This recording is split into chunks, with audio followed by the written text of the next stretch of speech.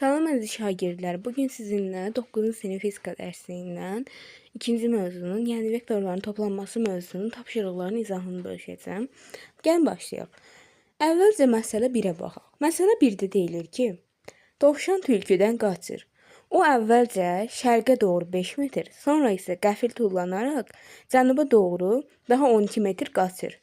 Tülkü isə qısa yolla qaçmaq istəyir. Yəni dovşanı tez çatmaq üçün qısa yolla qaçmaq istəyir.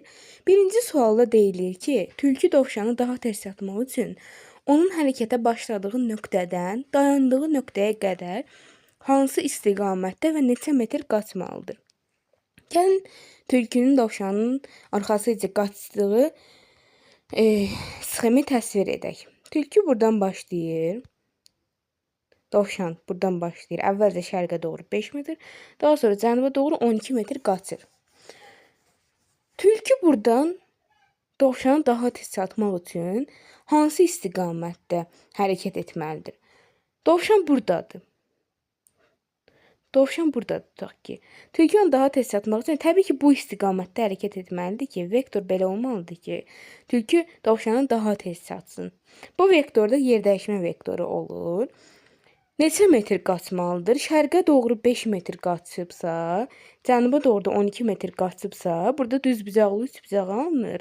Bura bir x yazsaq, yazırıq ki, x-in kvadratı bərabərdir kök altında 25 üstə gəl 144. Buradan da x də bərabər olur 13-ə. Deməli,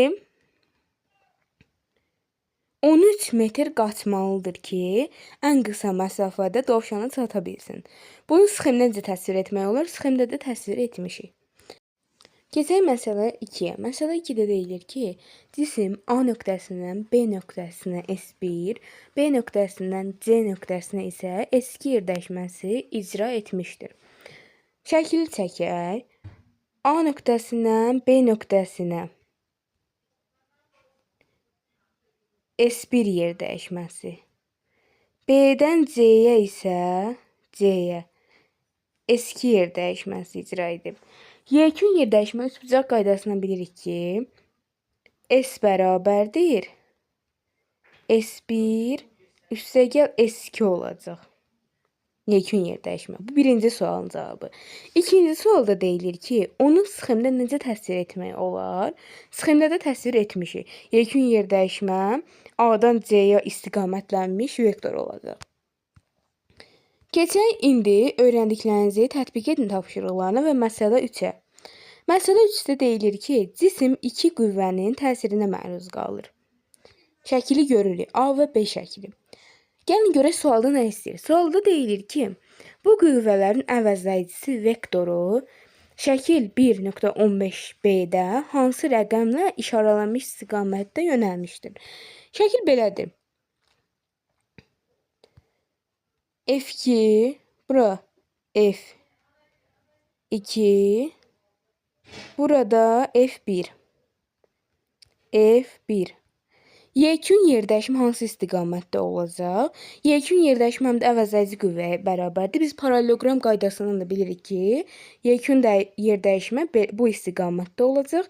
F bərabərdir F1 üstə gəl F2. İndi isə keçək öyrəndiklərinizi yoxlayın tapşırıqlarına.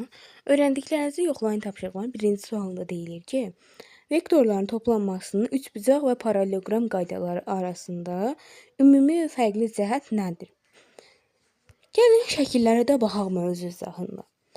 Ümumi cəhət odur ki, hər ikisində iki vektoru bir əvəzləyici vektor şəklində göstərirlər.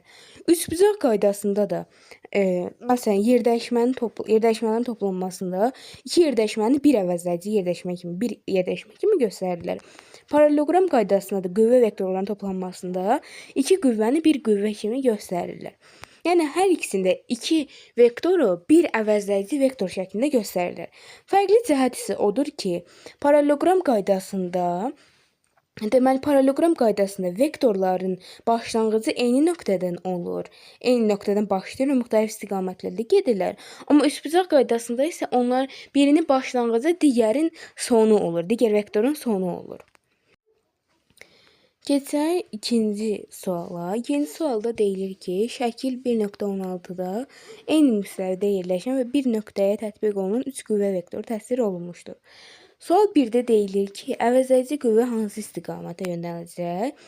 Görürük ki, F1 və F2 qüvvələrinin başlanğıcı eyni nöqtədəndir. Deməli, bunların əvəzedici qüvvəsi, əvəzedici vektor, yəni paraleloqram qaydasını tapılacaq. Paraleloqram qaydasının yanında əvəzedici qüvvə F3 istiqamətində. Sual 1-in cavabı F3 istiqamətində. Sual 2-də deyilir ki, əvəzedici qüvvənin modulu nəyə bərabərdir? Modulu F3 bərabərdir. Sual 2. F3 bərabərdir. F1 üstəgəl F2. F3 F1-nin F2-nin cəminə bərabərdir. Üçüncü suala keçək. Üçüncü sualda deyilir ki, üfüqi müstəvidə yerləşən cismə 3 qüvvə təsir edir. Sualda isə deyilir ki, bu qüvvələrin əvəzedicisi hansı istiqamətə yönələcəkdir? Sxemdə təsvir edin. Əvəzedici hansı istiqamətdə? Deməli, əvvəlcə eyni istiqamətdə, yəni eyni düz xətt üzərində olan qüvvələrin əvəzedicisini tapaq. Yəni F1 ilə F3-ün əvəzedicisi. Biz bilirik ki, eyni bir düz xətt üzərində olan qüvvələrin əvəzedicisi qüvvəsi böyük olan istiqamətə yönələcək. Yəni F3 istiqamətinə yönələcək. Bunların ümumi əvəzedicisi isə deməli F1 ilə F3-ün əvəzedicisi F3 istiqamətində olduğu üçün sxem bu şəkildə olacaq. F3, F2 qalacaq. F2, F3. F2 ilə də F3-ün əvəzlənməsi paraleloqram qaydasını tapılacaq. Niyə? Çünki onların başlanğıcı bir nöqtədəndir. Ona görə də onların əvəzedicisi olacaq bu istiqamətdə. Buna da bir F yazaq.